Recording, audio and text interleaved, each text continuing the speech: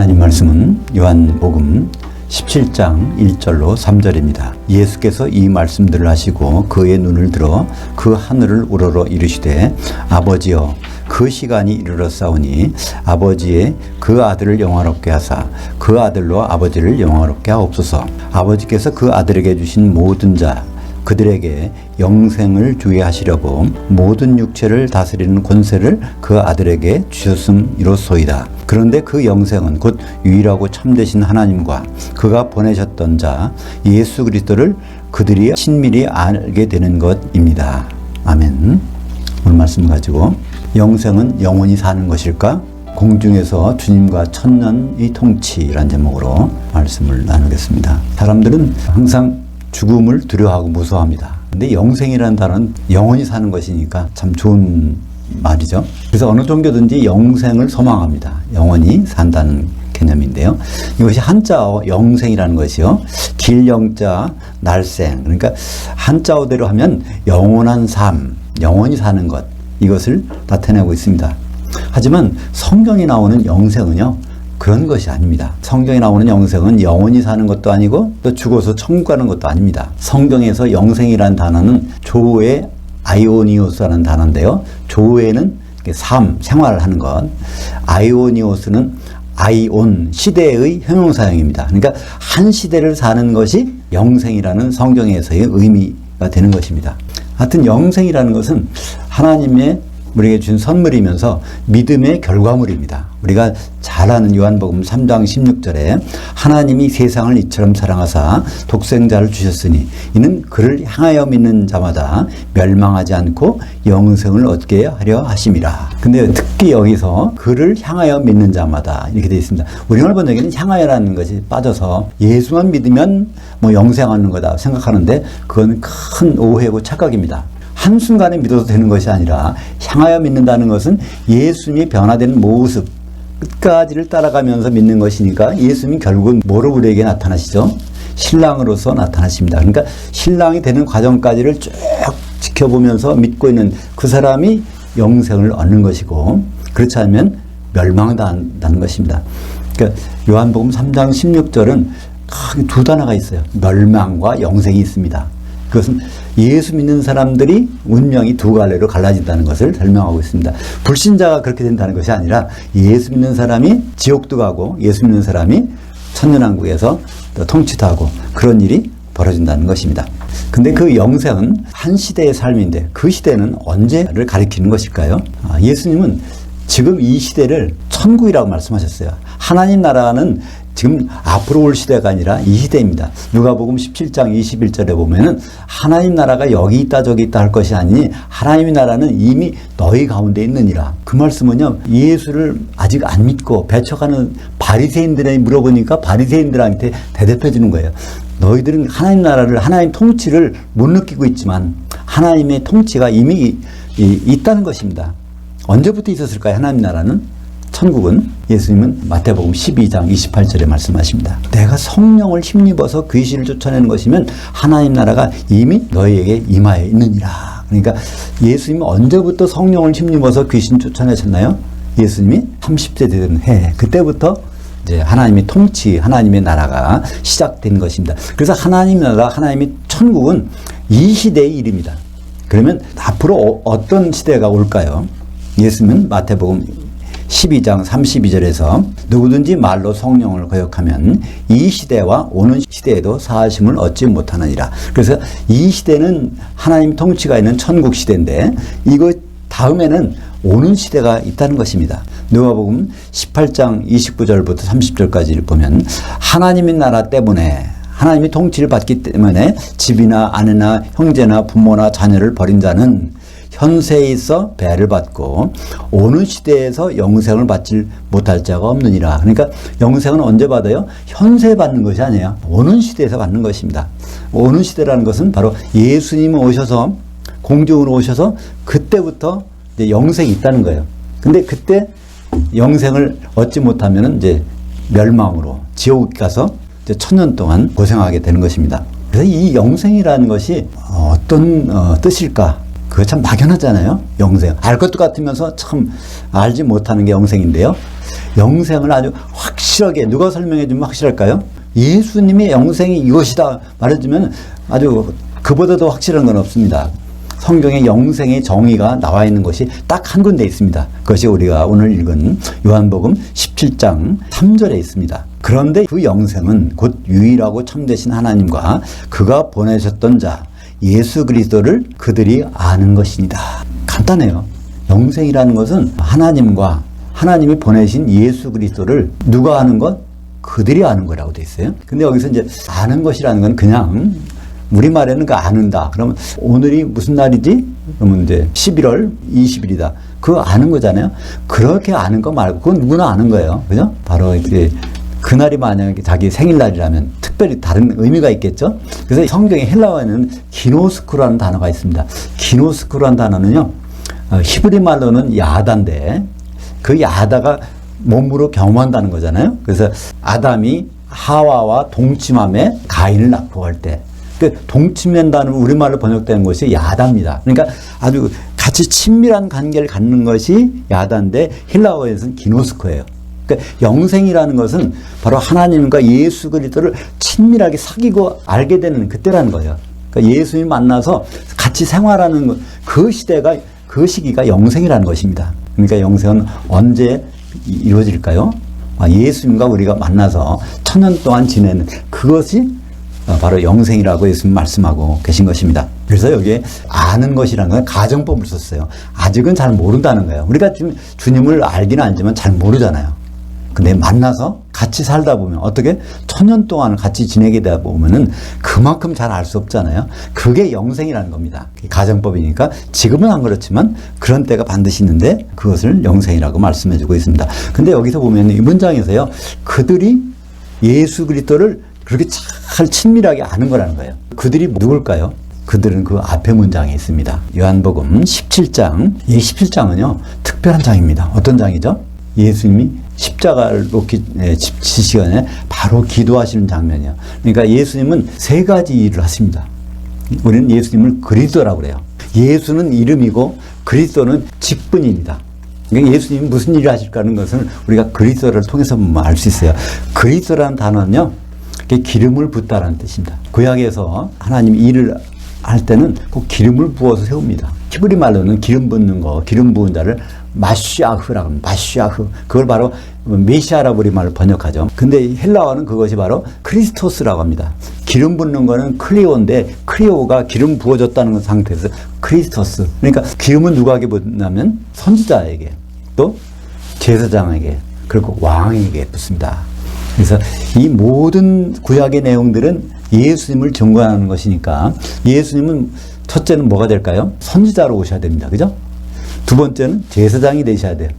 세 번째는 왕이 되셔야 되는데 선지자 역할은 언제 했죠? 선지자는 그 뜻은요, 프로페테스라는 것은 하나님의 속마음을 사진 찍어서 밝히 드러내는 것이라고 그랬죠? 예수님은 언제부터 그 일을 했습니까? 요단강에서 성령으로 기름 부음 받으시고 그때 그리스도가 된 거예요. 그러고서 3년 반 동안 그 일을 하셨습니다. 그 일이 어디 나오는 걸까요? 신명기 18장 18절에 보면 내가 그들의 형제 중에서 너와 같은 선지자 하나를 그들을 위하여 일으키고 내 말을 그 입에 두리니 내가 그에게 명령하는 것은 그가 무리에게 다 말하리라. 그러니까 모세와 같은 선지자 일을 하신다는 거예요. 그 예수님이 3년 반 동안 그리스도로 하신 일은 제사장이 아닙니다. 왕도 아니에요. 뭐 했어요? 선지자 일을 하셨어요. 그래서 하나님의 마음을 3년 반 동안 계속 선포하셨습니다. 그 다음에 예수님은 무슨 일을 하셔야 될까요? 제사장 일을 하셔야 돼. 그 제사장은 뭐가 있어야 되죠? 제사장은 제물이 있어야 돼. 가장 흠없는 제물은 뭘까요? 예수님 자신이죠. 그러니까 그분을 이제 십자가에서 제물로 드리시는 그 일을 그가 이제 두 번째 그리스도가 되시는 거예요. 두 번째 기름 부음 받는 일이 되시는 건데 그 일은 언제 이루어졌죠? 6월절 닷새 전에 베다니 마리아가 향 기름을 갖다가 머리에 탁 부어서 바로 이분이 이제 자기 몸을 드리실 대제사장이다. 네, 그것을 그 내용이 바로 17장 이 부분에 십자가를 몇 시간 후면 지는데 요 말씀을 하신 것입니다. 17장 1절에 보면 예수께서 이 말씀들을 하시고 그 눈을 들어 그 하늘을 우러러 이르시되 아버지여 그 시간이 이르렀사오니 아버지의 그 아들을 영화롭게 하사 그 아들로 아버지를 영화롭하옵소서. 그 시간, 대제사장 직임을 이룰 시간이 있다는 겁니다. 그 영화롭게 하옵소서는 영광 돌리소서 똑같은 단어입니다. 영광이란 똑같은 단어예요. 근데 우리말로 영화라고 했으니까 영광과 영화가 틀린 건가 이렇게 생각하는데 영광이란 단어입니다. 영광이라는 건 뭐라고 그랬죠? 감춰진 비밀이 드러나는 거예요. 하나님의 감춰진 계획이 드러나는 거예요. 예수님이 그러니까 제물 되셔서 십자가에서 달리신 그것이 계획되어 있는데 그것이 이제 드러날 시간이 됐다는 겁니다. 그거를 해달라고 말씀하고 계십니다. 요한복음 17장 4절 보면요. 이런 말씀이 있어요. 아버지께서 내게 하라고 주신 일을 내가 이루어 아버지를 이 세상에서 영화롭게 하였나니. 그러니까 예수님은 한 번 이미 했다는 겁니다. 아버지께서 나에게 하라고 한 일을 이루어서 영광을 돌렸다는 거예요. 일이 뭘까요? 선지자 역할을 했다는 겁니다. 성령을 받아갖고 3년 반 동안 선지자 역할을 했으니까 그 일은 하나는 이루었는데 두 번째 일을 지금 하게 해달라고 기도하는 겁니다. 그것이 두 번째 일이 17장 1절에서 예수님이 말씀하시는 그 기도입니다. 그 시간 대제사장으로서 제물 드릴 시간이 이르렀사오니 이제 몇 시간 후에 이걸 하게 하옵소서라는 기도가 나오고요. 17장 2절에 보면 아버지께서 그 아들에게 주신 모든 자 그들에게 영생을 주게 하시려고. 이제 영생을 누구한테 준다고요? 아버지께서 그 아들에게 주신 모든 자 그들. 그러니까 여기서 그들이라는 것은 영생을 받을 자들인데 그들은 17장의 내용을 보면 사도들과 성도들입니다. 우리는 요거 보기 전에도 대충 알 수 있어요. 영생 받을 자가 누구라고요? 요한복음 3장 16절에 예수님을 끝까지 향하여 믿는 자 그 사람들이 영생을 받는 건데 그들에게 영생을 주는데 그 영생이 어떤 삶이냐면은 모든 육체를 다스리는 권세를 그 아들에게 주셨음이로소이다. 모든 육체를 다스리는 권세를 아버지한테 주셨대. 근데 그것이 우리 성도들에게 영생을 주게 하시려고. 요 얘기는 잘 생각해 보세요.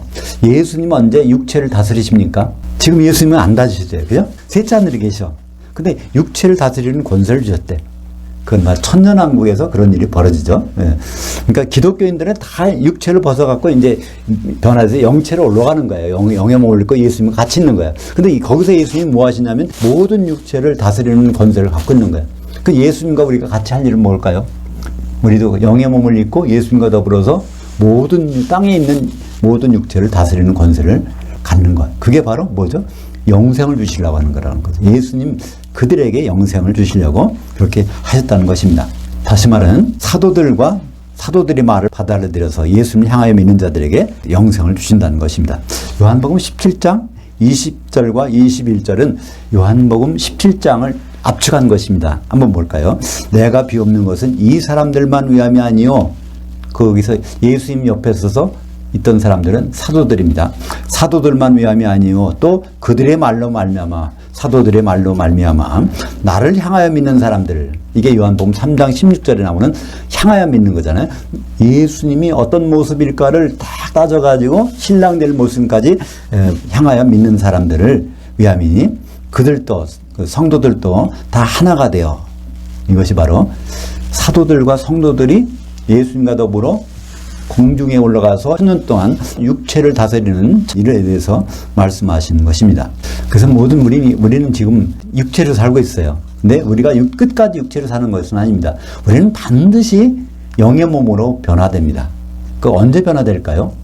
그것은 예수님 오시면 죽었던 자도 변화돼서 영의 몸을 입고 또 살았던 자도 몸이 변해서 영의 몸으로 되고 공중에 올라가게 됩니다.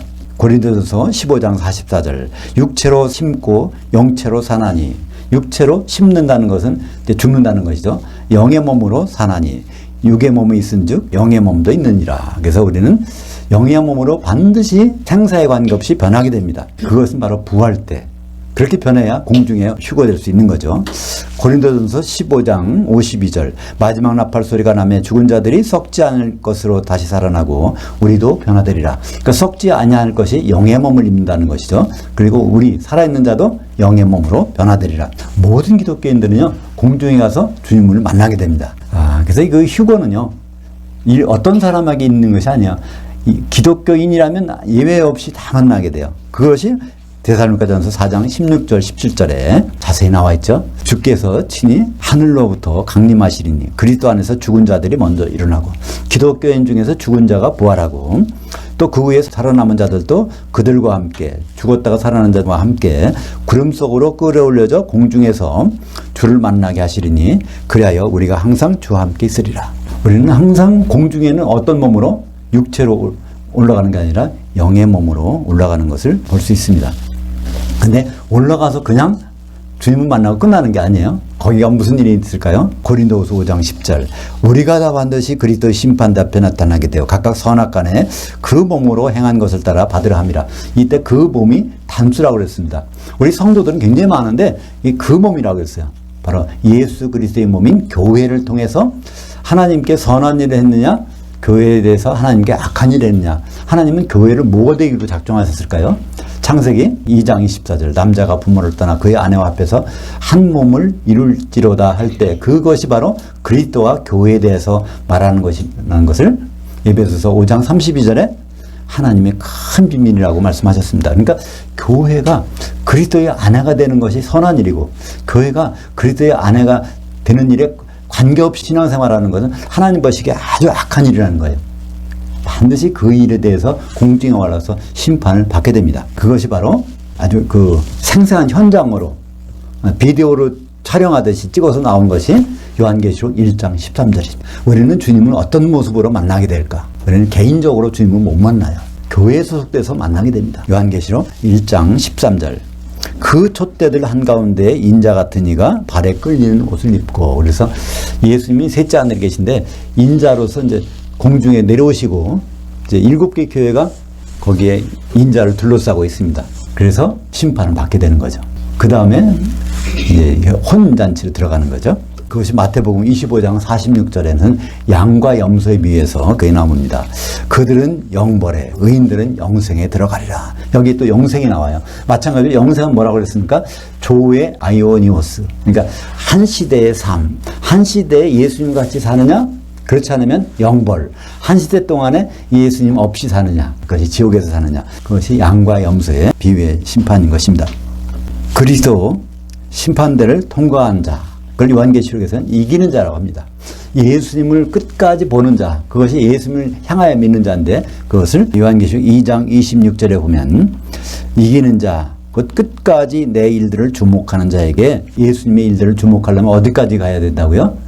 혼인잔치 만찬까지 들어가는 자에게 만국을 다스리는 권세를 주시니 만국을 다스리는 권세가 뭘죠? 오늘 17장 2절에 보면 그 모든 육체를 다스리는 권세가 바로 만국을 다스리는 권세. 그러니까 모든 육체가 있는 곳은 어딜까요? 지상에 있어요. 그죠?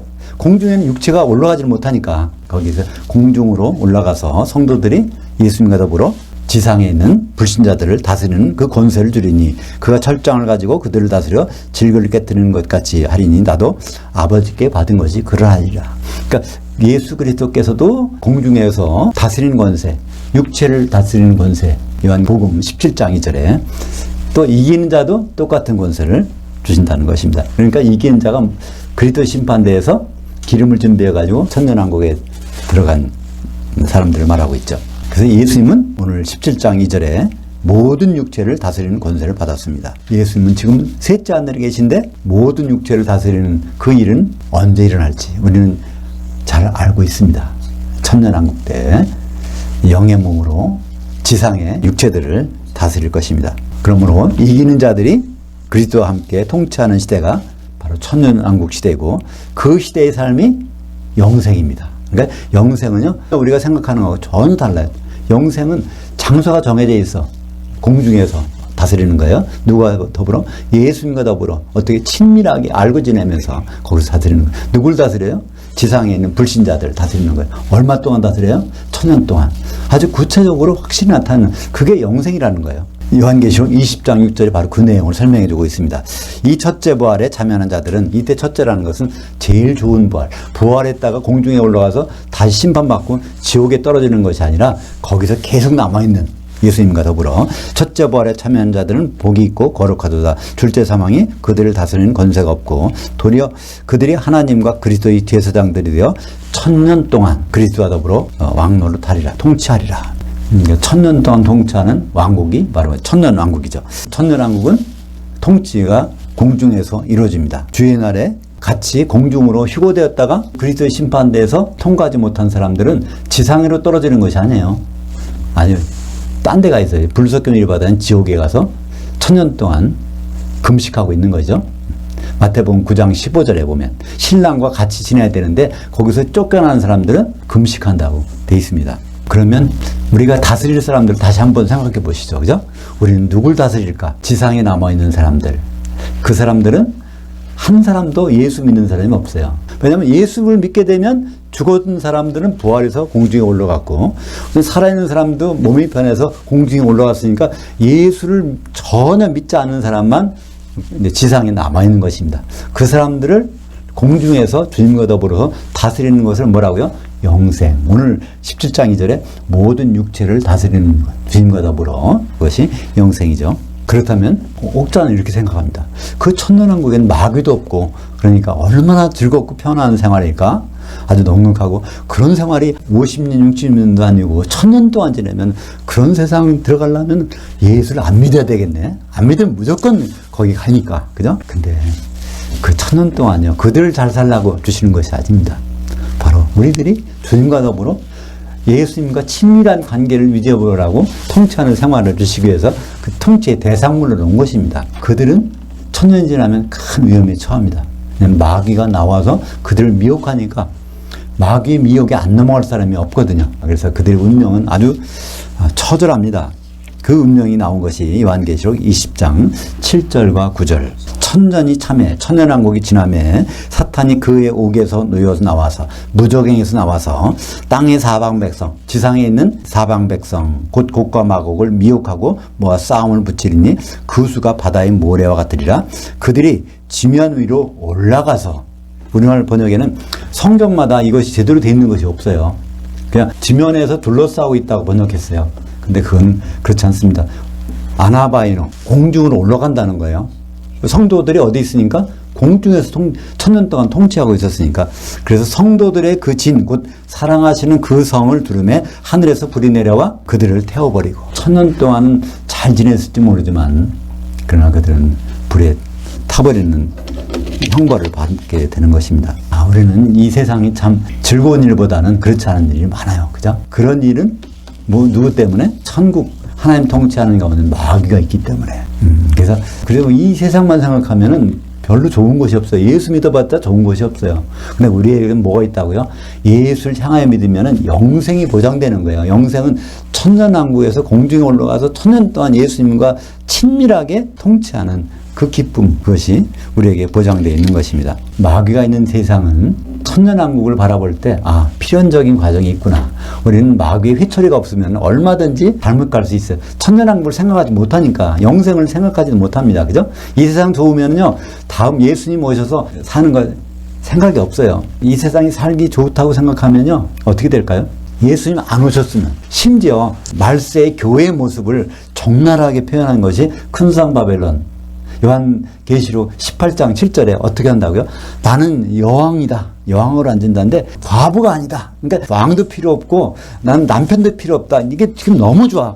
한마디로 예수님 제발 오시지 마세요. 이대로가 좋습니다. 그것이 교회의 모습이라는 것입니다. 그런데 마태복음은 13장 40절에 그런즉 가라지를 거두어 불에 사르는 것 같이 이 시대의 끝에도 그러하리라. 그러니까 이 시대, 천국 시대, 하나님의 나라 시대, 이것의 끝에 가서는 가라지를 불살라버리는 지옥 보내는 그런 시간이 온다는 것입니다. 오늘 말씀은 결론입니다. 영생은 마귀가 없는 시대, 천년왕국 시대에서 우리가 영의 몸을 입고 공중에 올라가서 거기에 계신 주님과 더불어 지상에 있는 모든 백성들, 육체를 가진 사람들을 1000년 동안 통치하는 천년왕국의 삶이 바로 영생입니다.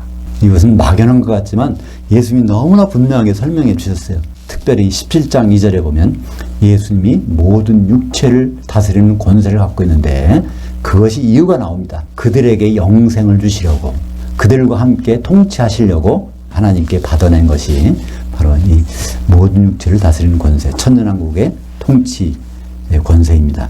기도하겠습니다. 하나님 아버지 감사합니다. 우리는 이 세상에 살기 어려울 때마다 어떻게 하면 건강하고 평안하게 사는 세상이 없을까? 천국에 와서 그런 것을 맛볼 것으로 기대를 합니다. 그러나 성경에 나오는 영생은 그것이 아니라 예수님과 공중에서 영의 몸을 입고 육체를 가지고 있는 지상의 사람들을 1000년 동안 통치하는 것이라고 말씀하셨습니다. 우리의 꿈이 바로 정립되게 하시고 이 세상에 현혹되지 않도록 우리의 꿈을 잊어버리지 않도록 인도하여 주시옵소서.